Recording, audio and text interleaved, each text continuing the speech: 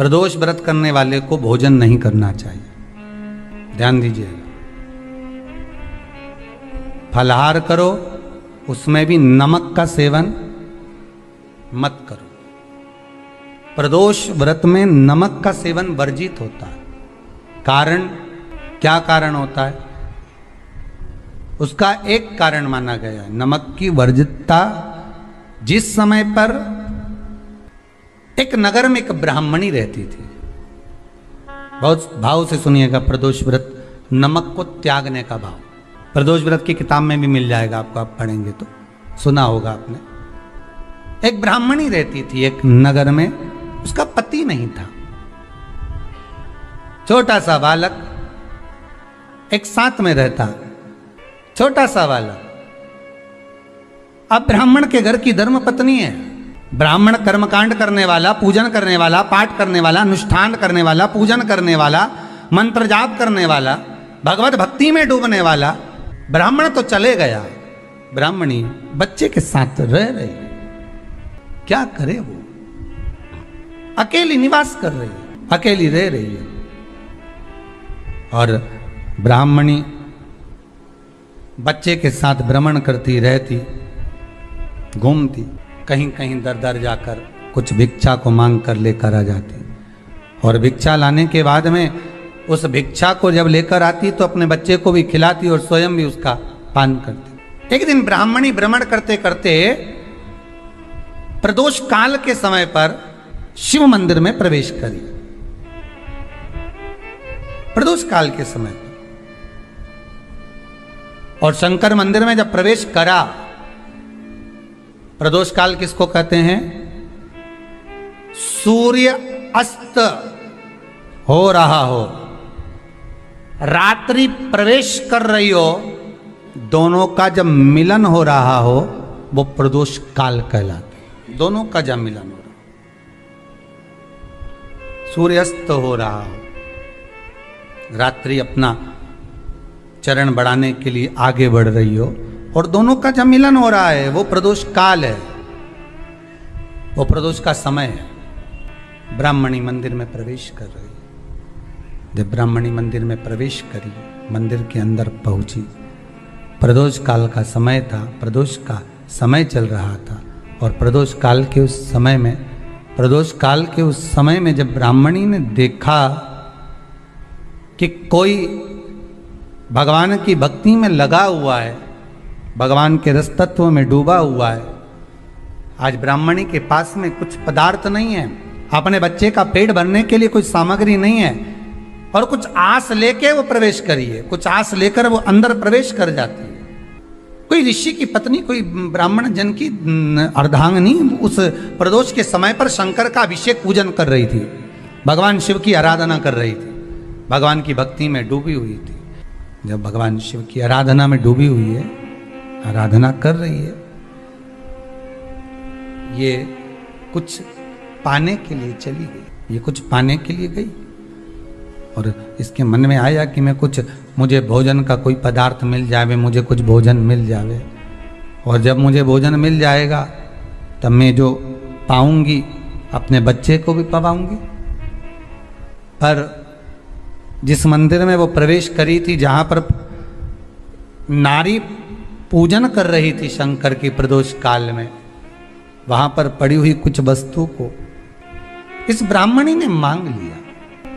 मेरे बालक को बहुत भूख लगी है, मेरा बच्चा बड़ा भूखा है, इसके भोजन के लिए थोड़ी सी सामग्री दे दीजिए, इसके भोजन के लिए थोड़ा सा कुछ रस तत्व दे दीजिए। उसने उठाया थोड़ा सा पदार्थ, कुछ जो उसके पास में था वो दिया। जब दिया तो देने के बाद जब उसे प्राप्त हुआ और होने के बाद में जब वो मिल गया उसको, तो उसने उस समय पर उस पदार्थ को जैसे ही मुख में लिया, लेते ही कहा, इसमें तो स्वाद नहीं है, इसमें स्वाद नहीं है।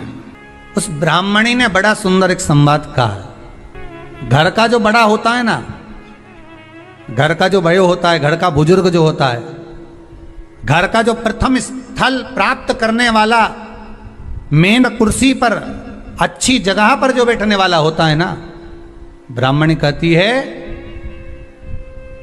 वो कभी किसी वस्तु में ऐब नहीं देखता, मिनक नहीं निकालता। समाज के अन्नकूट होते हैं, समाज के जब अन्नकूट होते हैं महाराज, समाज के जब अन्नकूट होते हैं, बड़ी बड़ी समाजों में जब कार्तिक महीने में अन्नकूट महोत्सव होते हैं, बहुत सारा प्रसाद बनता है।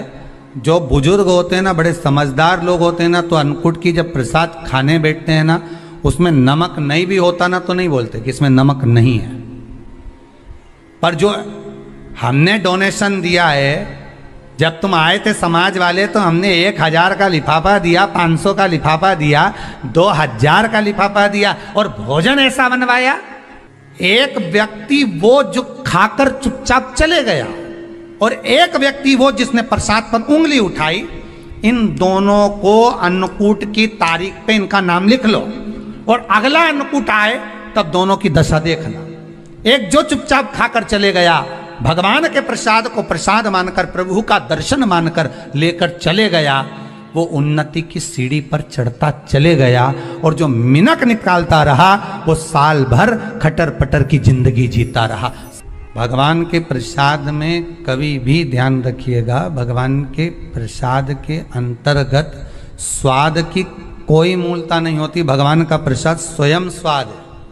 भगवान के प्रसाद में नमक नहीं देखना, मिर्ची नहीं देखना, भगवान के प्रसाद में शक्कर नहीं देखना, भगवान के प्रसाद में कुछ ये नहीं देखना कि कितना माल डला, कितना घी, कितना बादाम, कितना काजू, कितना इलायची डला। हाँ, यहां तक शास्त्र कहता है कि भगवान का प्रसाद अगर बन रहा है तो उसकी सुगंध भी नहीं ली जाती है महाराज। यहां तक शास्त्र कहता है। जब तक भगवान उसको पानी ले तब तक उसका सुगंध भी नहीं ली जाती।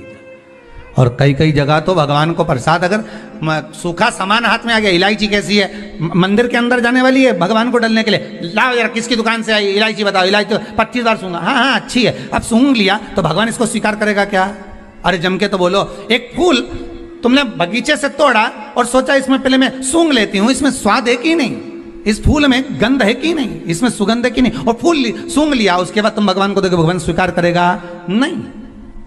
कई कई घरों में तो हंडी से दाल चलाती जाए ने हाथ में डाल के।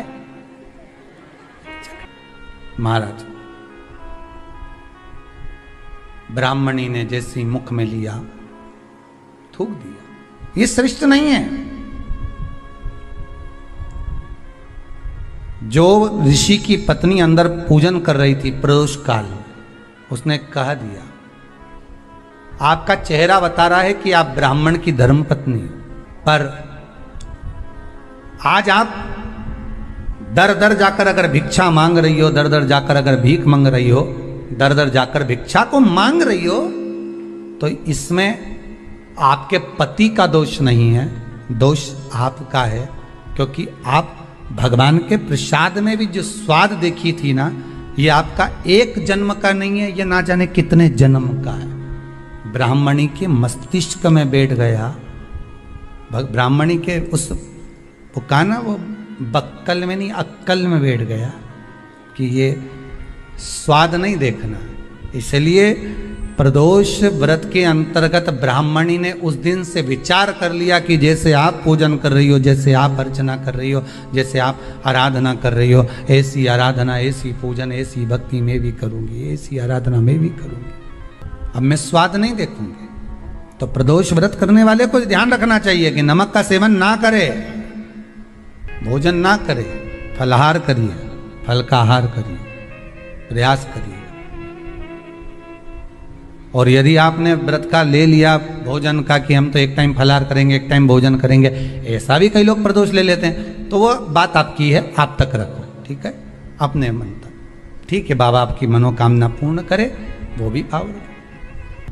अरे भगवान को धन्यवाद दो कभी कभी कि तूने अच्छे घर में पैदा किया, अच्छा परिवार दिया, अच्छा पति दिया, अच्छी पत्नी दी, अच्छे बच्चे दिए, अच्छा कुटुंब दिया, घर दिया, दुकान दी, जमीन जायदाद दी, शरीर अच्छा दिया, हाथ पैर आंख नाक मुंह सब बढ़िया दिया, एक के भी निपटा के नहीं भेजा तूने।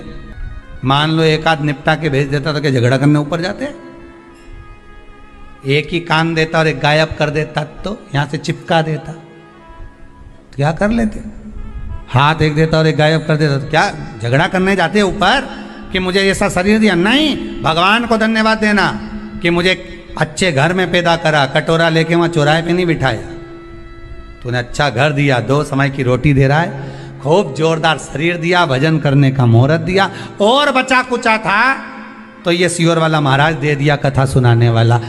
शाम के समय पर प्रदोष काल में बेलपत्री के पेड़ के नीचे, चाहे शंकर के मंदिर के दरवाजे पर या शिव मंदिर में, अगर आप प्रदोष के दिन दिया लगाते हो, सोमवार के दिन दिया लगाते हो, तो ऐसा कोई व्यक्ति नहीं जिसको मेरे देवाधिदेव महादेव, मेरा विश्वनाथ भंडार नहीं भरता हो। खाली नहीं छोड़ेगा, दे देगा, भंडार भर देगा, कमी तो नहीं रख सकता, ये पक्का। पर तुम करना ही नहीं चाह, 2-4 सोमवार करो और उसके बाद के तो महाराज जी हमने तो करा था, हमको तो मिला ही नहीं। 2-1 प्रदोष करा तुमने, अरे 1 साल करो, सारे दरबदर भी तो अपन ठोकर खा कर आए, इतना साल निकाला अपन ने, और 6 महीना 3 महीना 4 महीना भगवान से निवेदन तो करो, दिल से कहो तो सरी, नी भंडार भरे तो बात दूसरी, एक बार बोलो तो।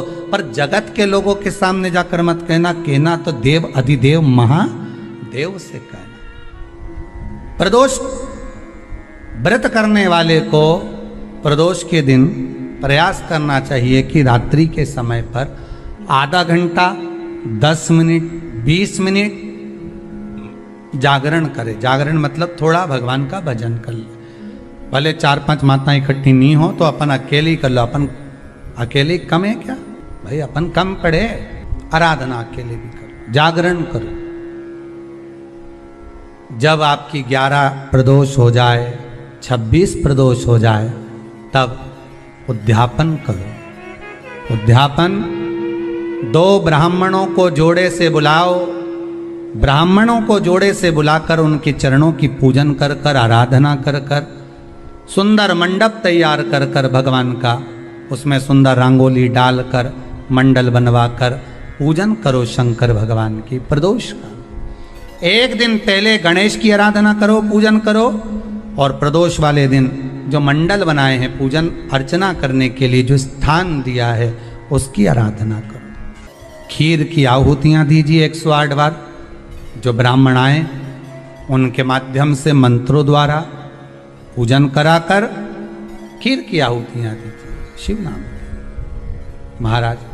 फिर ब्राह्मणों को जोड़े से भोजन कराकर, चरणों को नमन कर कर, दक्षिणा प्रदान कर कर, निवेदन कर कर ब्राह्मणों से कहें, हे ब्राह्मण देवता, आप हमें आशीर्वाद प्रदान करें कि जिस प्रदोष का हमने व्रत किया है, उस व्रत का पुण्य फल हमें प्राप्त हो। ऐसा ब्राह्मण चरण को नमन कर कर, प्रणाम कर कर उनसे अपने मस्तक पर अक्षत छुड़वाएं। फिर नमन कर कर, भोजन कराकर विदा करें। शाम को भगवान का जागरण करें। ऐसे प्रदोष व्रत का उद्यापन कर अपने जीवन को सार्थक बनाएं। ऐसा सुंदर प्रदोष व्रत का व्याख्यान वर्णन स्कंद पुराण में करा गया। वही स्कंद पुराण का प्रदोष व्रत का वर्णन आपको शिव महापुराण के इस सुंदर संवाद में किया गया। एक दिन शाम का समय, प्रदोष का दिन, प्रदोष काल, भगवान देव अधिदेव महादेव माँ जगत जननी पार्वती जी के साथ में भ्रमण कर। देखिए, अगर प्रदोष का व्रत नहीं कर सकते, प्रदोष के दिन आप व्रत नहीं कर सकते, मान लो आपसे भूखा नहीं रहा जाए, प्रदोष का व्रत नहीं कर सकते, प्रदोष के दिन आप भूखे नहीं रह सकते, मंदिर भी नहीं जा सकते, दिया भी नहीं लगा सकते, तो शिव महापुराण की कथा कहती है कि प्रदोष के दिन, प्रदोष काल में अपने ही दरवाजे के पास देवाधिदेव महादेव का स्मरण कर कर लक्ष्मी की वृद्धि के, कार्य सिद्धि के, संपदा को प्राप्त करने के लिए आप अपने ही दरवाजे के पास में एक दीप लगा सकते हैं। कौन से दिन? प्रदोष। प्रयास करना, जब जब जिस महीने में जो प्रदोष पड़ा करे, जब प्रदोष पड़े, बन सके 1 बेलपत्र, बन सके 5 बेलपत्र, शमी पत्र, हरा मूंग बेलपत्र, एक कलश के अंदर थोड़ा सा पानी लेकर 1 बेलपत्र, हरा मूंग, शमी पत्र डालकर और उसमें थोड़ा सा गुड़ डालकर भगवान शिव का स्मरण कर कर प्रदोष काल में मान लो कोई काम आपका बहुत जरूरी है, बहुत दिनों से आप थक गए हैं, नहीं हो रहा, कर्जा बढ़ रहा है, धन नहीं आ रहा, व्यापार नहीं चढ़ रहा, या कोई समस्या बहुत प्रबल है, कोई एग्जाम में बैठ रहे हो नहीं हो रहा, परीक्षा भी दे दी है, रिजल्ट आने ही वाला है, तो भी प्रदोष काल में प्रदोष के समय वो जल, मूंग, समीपत्र और बेलपत्र और गुड़ का शंकर के शिवलिंग को समर्पित करना प्रारंभ कर दो। 2 या 3 प्रदोष करोगे, बाबा आपकी मनोकामना शीघ्र पूर्ण कर देगा।